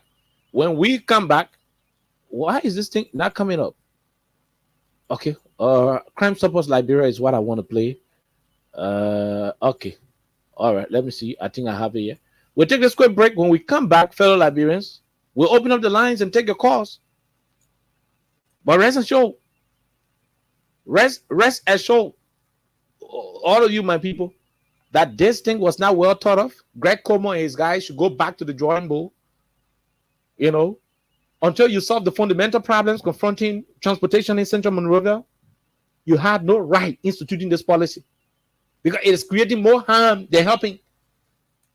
And let me be honest with you, this is only impacting the elite in Monrovia. No, this is something that a lot of people are hiding. This policy is only impacting, when I say impacting, okay, it's only positively impacting the elites in Monrovia and the middle class. The men who get car, the men who get money, who get cars, expensive cars on the road, they are the ones who are happy about the thing. They're not dodging too much motorbike again. They are the elites. So for them, they don't care. For us, we are a masses-driven platform. The poor people platform. That's what we sit on. So a few group of people who got money, who got PB cars, they're not going to advocate for this. For them, it is to their taste. For them, they want to drive in Monrovia like they're in Miami. Or they're in Washington, D.C. That's how they want to drive. Which is not a bad thing. But while you're driving in Washington, D.C., while you're having the feelings of driving in Dallas, Texas, and other places, provide the alternative means of transport for the people. In the absence of doing so, you've done nothing. Honorable Sir Joseph, I'm still awaiting your call. If somebody close to the senator, I want the senator to pick up my call. Let us know as to whether the senator is going to put back his buses on the road, because his buses were assisting people in the Gardnersville area, the whole Pinsville area. I mean, the buses were the Motorcyclist transport something. Yeah, I mean, the Motorcyclist transport something. The buses were impacting positively. And because the buses were running out of town almost 2-3 months ago, so it has increased the challenges, you know, in the city with people moving from one place to the other. So I just like, come put it outside where NTA trying to hustle to put some buses outside. At least for our people who are walking, who are suffering. People, the cherry taking wire, it's difficult for them to go to campuses because you've delayed. You know how many students can go for wire late, the end of class late. In fact, the students go to take wire, they are sweating because they're walking. Yeah, you got government in power that know everything. The government got all the sense in the country that they may alone know it. Liberia, from the center to interior, Crime Stopper, keeping us safe, let's stop in crime for all of us. Crime Stopper Liberia is your community crime fighting partner. Don't take the law into your own hands. Remember, if you see a crime, report it. This is a message from your own self, old man Sam Sion. Remember, if you see a crime, report it. This is a message from your own self, old man Sam Sion. If you see a crime, report it. This is a message from your own self, old man Sam Sion. Crime Stopper, the people bringing safety to your door. Crime Stopper, stopping crime and making peace for them before. Crime Stopper, Liberia, from the center to interior. Crime Stopper. Okay, so welcome back to the radio. Crime Stoppers Liberia. As you're walking from place to place, I just want to play this song. I want to play this song small. After this song, we take your calls. Don't worry. Right after this song, we take your calls. I just want to play this song for you, my people. It's a wonderful song. It was done by K Praise. Remember K Praise during the campaign? K Praise did this beautiful song. So while you walking, while your government is teaching you walking major, I know you. Yeah. So when you want the walking, not the when you want to suffer in the walking background, yeah, you buy grumpy, you even eating two plastic of grumpy from here to Freeport. You're not even understand how you're feeling walking on that road. So if you're listening to the radio, one of the ways the whole walking thing will be easier to you. Buy an earpiece, put the earpiece in the radio, listen to Freedom Radio, and you'll be enjoying this music. This music will help you. You'll be walking and you'll not feel it. We are go. We are go. We are go. We are go.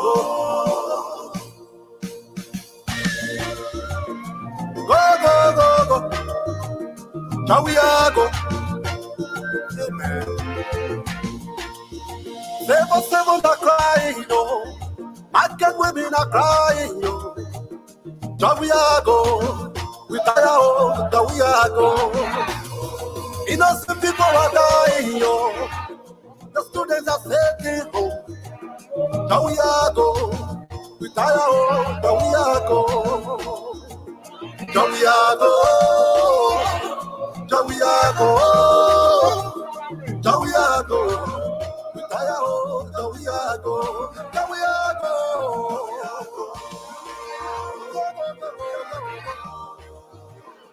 We are go. We tire. We are go.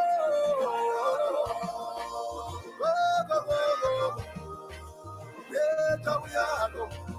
We tire. We are go.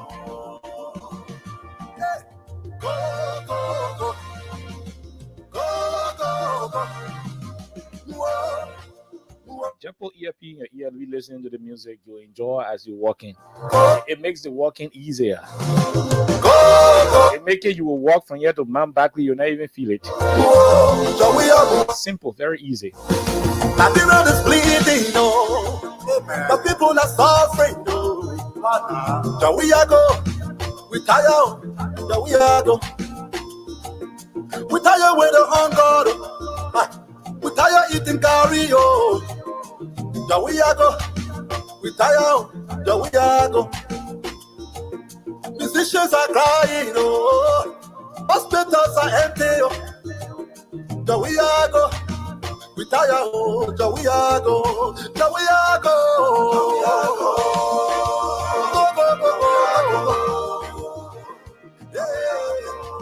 We tire, we are go.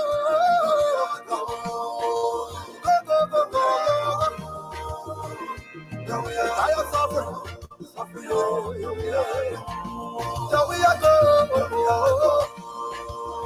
Get ready when you go into Calabash in the Nail to Go Club. Carry your helmet. When you go into church, carry your helmet when you in the church.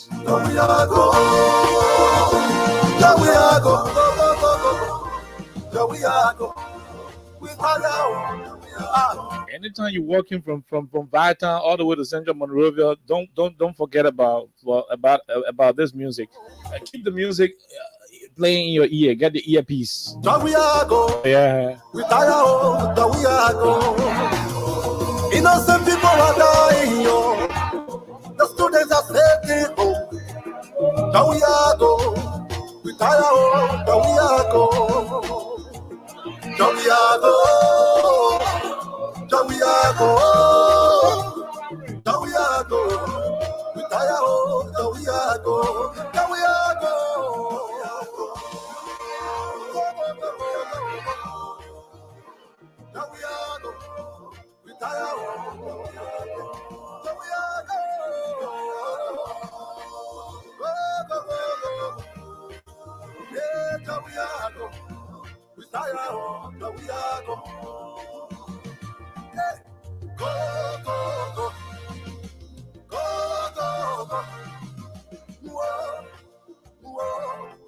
All right, Alexa, that's what the song is about. More.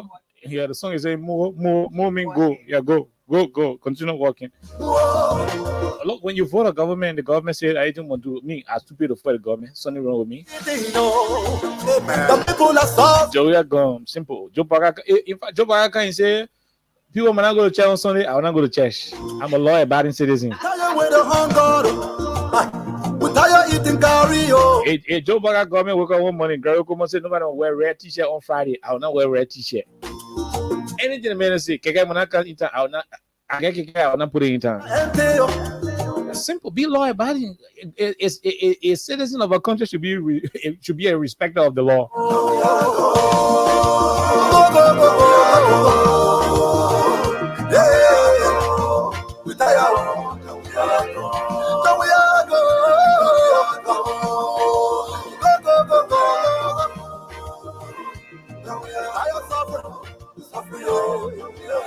Okay, so call us now on 086 500 104 0776.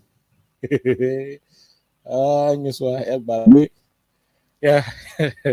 Alexa, you got the interpretation of this thing from RCC, right? It's hard to tell the captain. It's not easy. That is what's happening. So, okay, we're going to take calls. You talking? While we're with your calls, Hmm?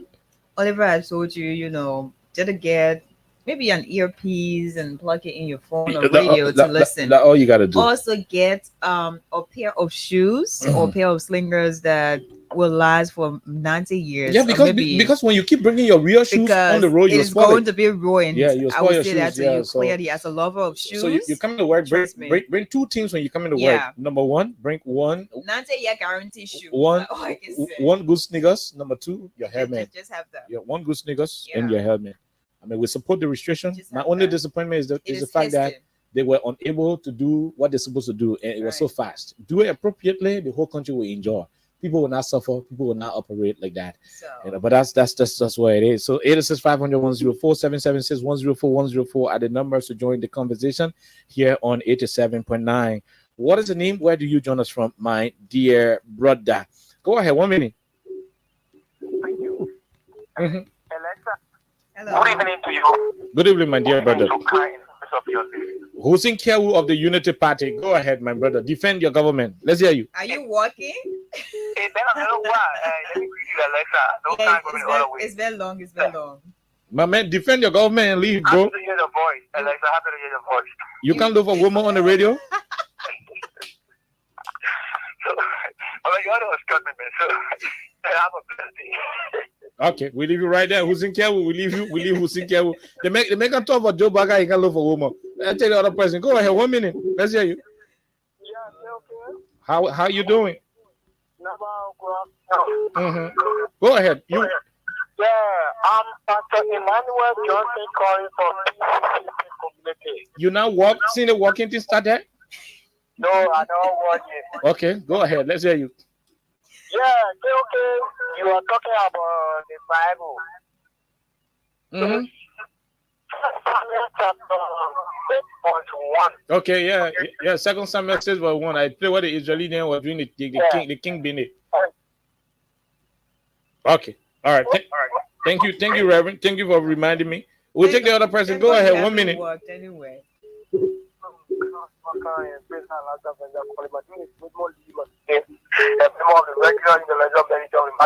Go ahead, my brother. Let's hear you. Thank you.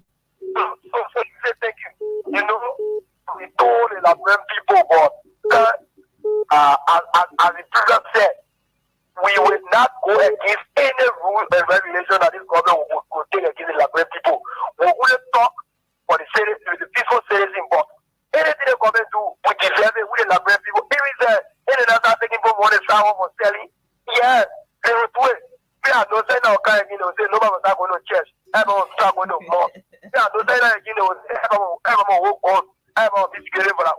They come here, is an irresponsible government. They lack the integrity of everything. To show people to Lord ministry. So the government, everything about the government is clear that the government is of complete failure. The government have frustrated the effort in the people. So Boga took the people visually carried to the United States. Then the day he come and be free. Not over anything, but you don't want to be free. Okay, so thank you.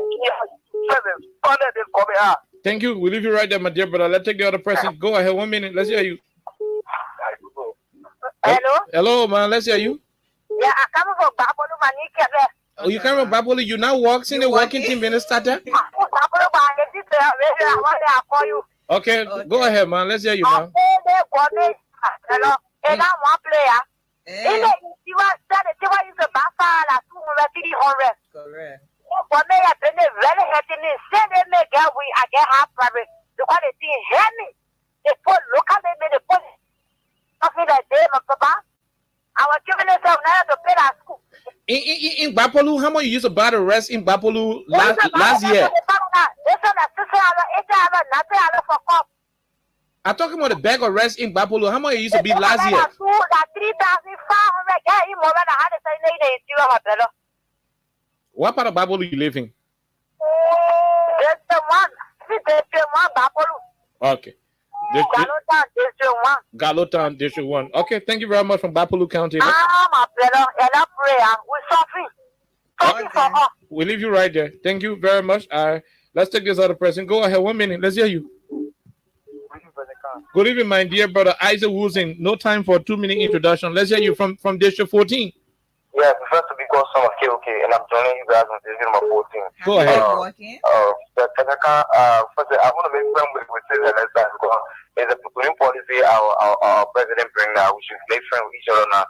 But then when we America will make friends with Kosovo president. So say ELEXA is my friend, yeah? Okay, Papa. So anything they make in the country will do. If they do that tomorrow from I think go out work and when they make out tomorrow, the man say your policy when you go to work and we are teaming your hand, who are teaming your hand is a public policy. To the ground, yeah, to where say and for this school to go to school free.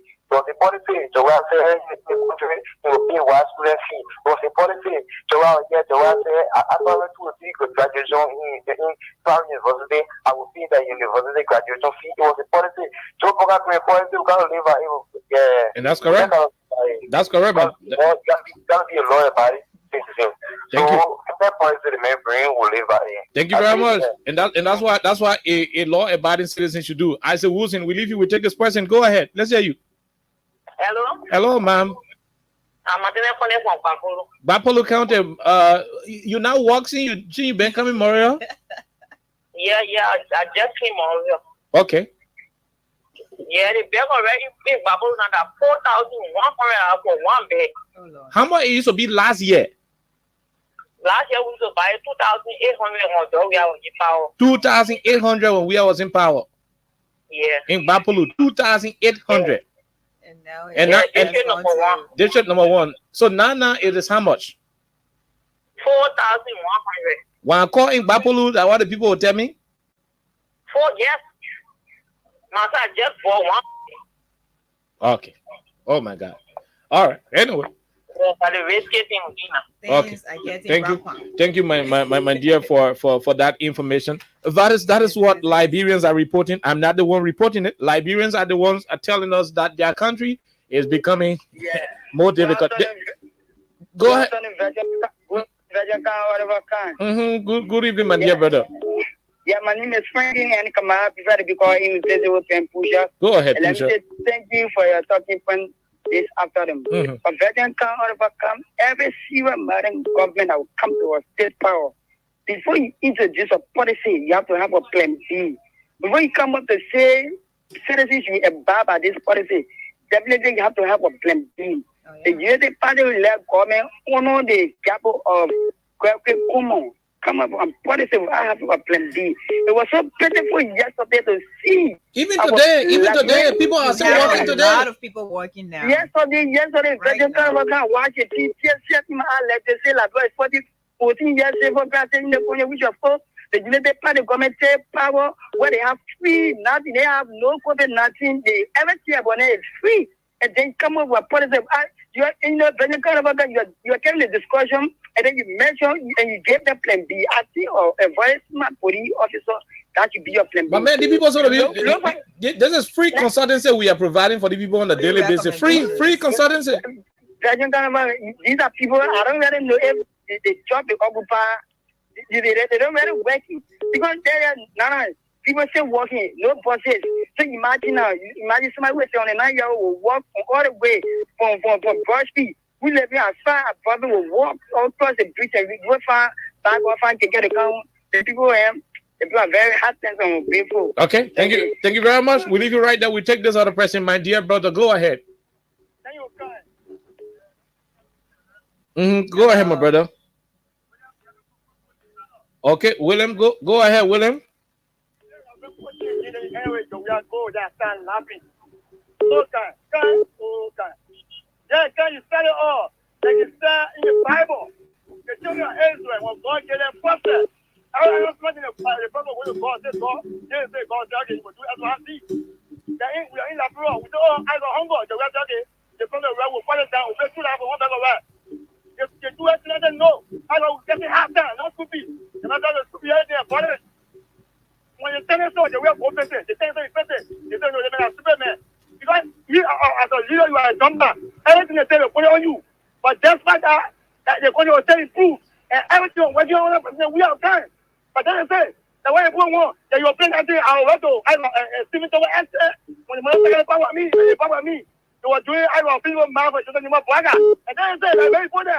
Somewhere, something that you are talking, you don't think like people who walking. They got some old people who are the far, who are when they're walking. So my first solution for them. But they what they want, they want the police, they want to go in. So they are stupid government. Because who are working, they say you are stupid. Someone is doing things to the old people, they're looking stupid. You say you are stupid because you are hiding them. Thank you. Thank you very much. We leave you right there. We leave you. Let's take this other person. Go ahead. 1 minute. Yeah, okay. Go ahead quickly. We're good. Yeah, I'm sorry for calling on your WhatsApp because my credit card expired. Go ahead. The national chairman for KK Riders. National chairman for KK Riders. Yes. Mr. Joe Baga say you're not coming Broad Street. You're sitting on Waterside. Feeling you won't argue? Yeah, I want to argue, Peter. Like you were saying something. The people, the motorcyclists voted for Joseph Boakai. And I want you to understand. I said some of them, a lot of them, although there were some motorcyclists and keke riders who used to warn their friends, but majority of their friends voted for this government. And me, I will not for the government.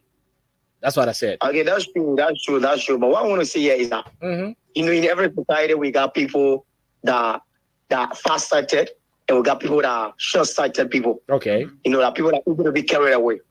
Like for some of us, we took our gap, we told our friends that let's go on a continuity than to bring in somebody that you don't know. Because I used to be when I ride my keke, people always used to threaten you almost you need party people. No, we will tear up on the street, we will tear up on the street. It normally used to happen. So I told them, I said, no, we're not going to allow that. So, but obviously it has happened. Here's my point, KOK. I'm a keke riders. Right, and I obtained every necessary document from the Liberian government. I got my job license. I insure my keke $150 in United States dollars rather, and I got my license plate. Every other thing I have it, and now I've been forced to go to Waterside, now to go to town. This is not fair. This is not good, and I'm saying you to say that the cyclists they are pushing us on the wall. What do y'all do? What do y'all do? What y'all do? Do okay. What do you do? I don't know. What do you do, Mr. Baga King? His policy said don't step your foot inside your mirror. What do you do? What do you motorcycle will do?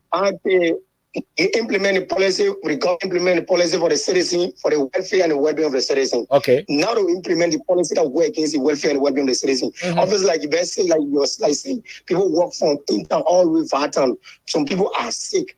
When the keke is flying that bridge up, going up, nobody walk that distance. You see, that is not a rightful way. The rightful way here is to regulate KK riders, to security, because we are taxpayer, we are legitimate taxpayer, we pay tax to the Lebron government. We need security, we need to be protected. We need to be protected at all costs. We need to be monitored and we need to be regulated. This is not how to regulate KK riders. Imagine a rider from yesterday to today, I received dozens of calls from KK riders from what is that? Over 2, 3, 4 hours who are in traffic, sitting no. And this KK that we are wearing is not for us. We have family house. We have our children, we have our wives. We have family house, for Christ's sake. But I the whole day, they even make 2,000, 3,000 to your book. That is Mr. Bagasi. So what do you do now?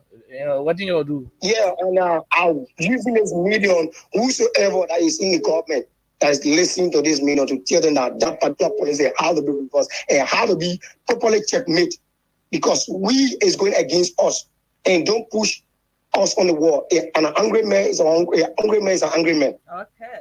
We'll control our anger. It will be a time we have nothing else to do but to take the radical approach, and they don't like to see that. I don't care when it comes to that. We'll be here for all. We'll be the referee then. Thank you. We'll leave you right there. Let's take the other person. Go ahead. 1 minute. Okay. Good evening, my dear brother. Let me start. Good evening, my dear sister. Our princess, the Parappo princess. Good evening. This is Robert Makoya, calling South East Bag Avenue. Go ahead, sir. Okay. If small sit and listen to you people on radio, we will not appreciate you people, then we will not be doing the needful thing for ourselves. Because you're always there to give all the ingredients, the food to fill our belly with the kind of meal you're giving us. So I just want to appreciate you people on this platform. When we're talking about the motorcyclists and the class cycle around here, people want to compare. People want to compare.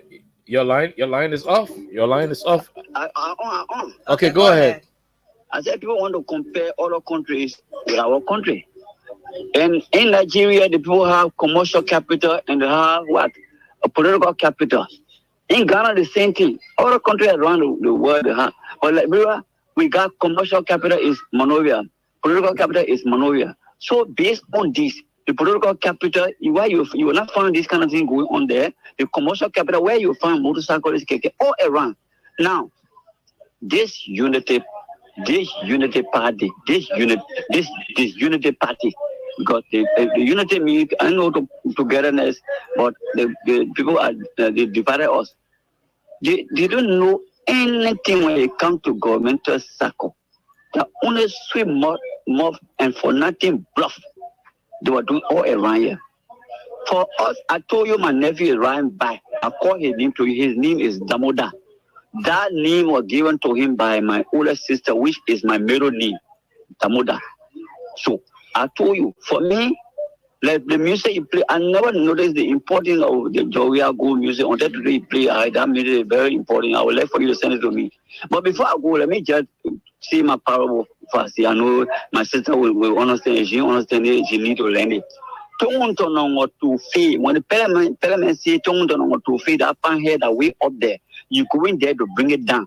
But a lot of things will come down, they will come down, the palm branches will come down. Even if you make mistake, you and the spear and that other color and the climber will come down. So that while the parliament is so we are all feeling the pinch. The voter is particularly incompetent, inept, and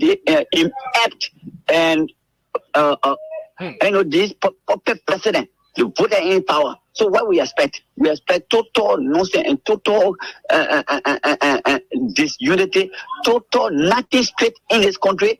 Everything is going backward.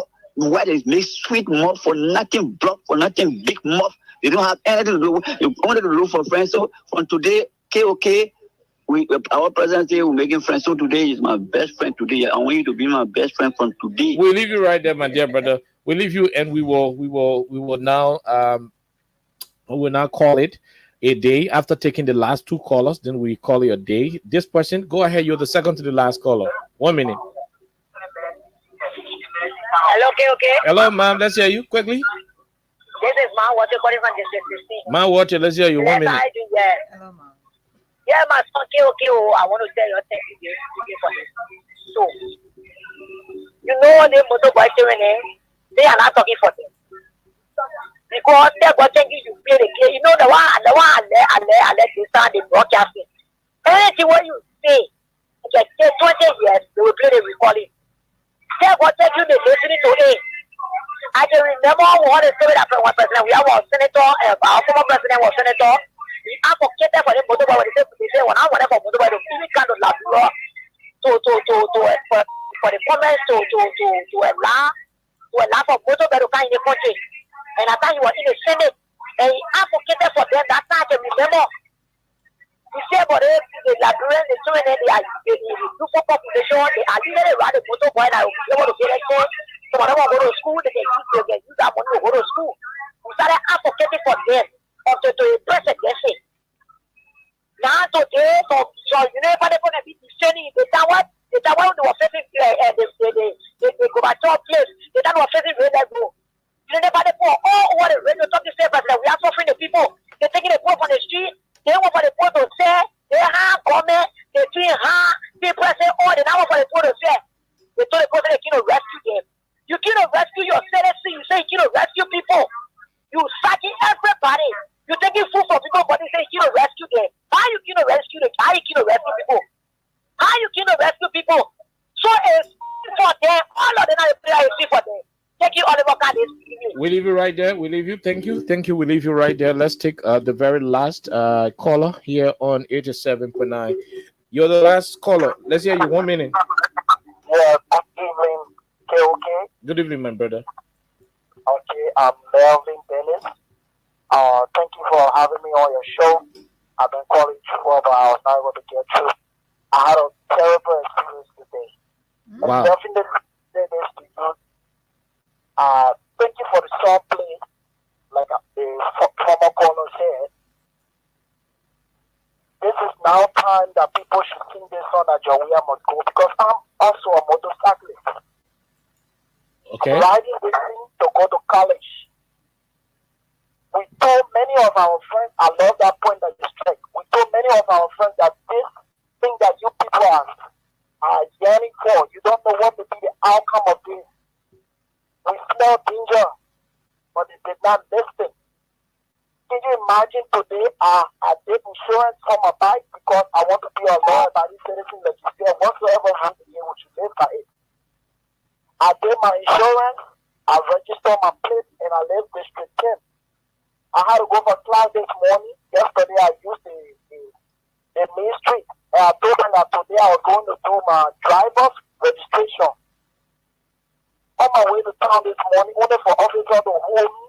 And can you imagine, I was locked up in jail from 7 o'clock this morning up to 2:45 this evening before I was released from prison. Only because this officer harassed me and he wanted money from me. I said, I just got to put money in government and still have to give you money. So I started, oh, you want to let you go and this is how you challenging me.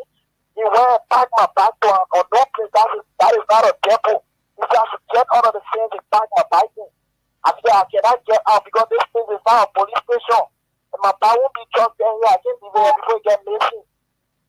So when he started to beat on me and have rapping in his hand, I took up my phone and said I'm gonna go live on Facebook. He checked my phone for me, and then he collared me by the trousers and then put me on back and tell me. You should take that police officer to the professional standard division. You can recognize him when you see him. Yes. Okay. Yes. Do you know the checkpoint? The checkpoint he did that to you. So the invisible part for car was getting in. Okay. You know the exact time it happened because the police will find out who all were assigned there. They will bring all of them. When they bring all of them, will you be able to identify the person? I will be able. He's the commander for Zone 3. Okay, but then you know him very well. I think you know him very well. Okay, all right, my dear brother. Thank you very much for coming up. But you should take the complaint to the professional standard division. If they play Pitija with the story, let us know. We'll let fire on it. Definitely, I will do so. Tomorrow, I'm going to town. I will pack the bag tomorrow. I'm going for my lesson tomorrow. After work, I'm going to carry his complaint. Okay, thank you very much, Alexa. We gotta go home. We are out of time. Well, we're definitely out of time. Why people keep walking? We're asking the Liberia National Police as well as Mr. Boakai to do exactly what should be done to have this issue to be at a point, sorted out. It shouldn't be a very hasty decision to have just a day set aside to, implement this policy. In as much as we are supporting this policy because it is about the safety of people, it is also, upon the government to do what is right. We do not want to have any of these different issues. You just listen to a complaint from one of the people who just phoned in. You listen to how terrible it was.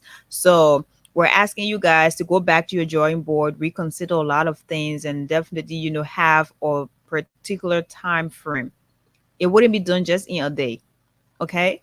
So if you're out there, also get yourself a helmet, get yourself, an extra pair of shoes or slinkers that will take you for a very, very long time, because they're working things that not start in our energy and in real life.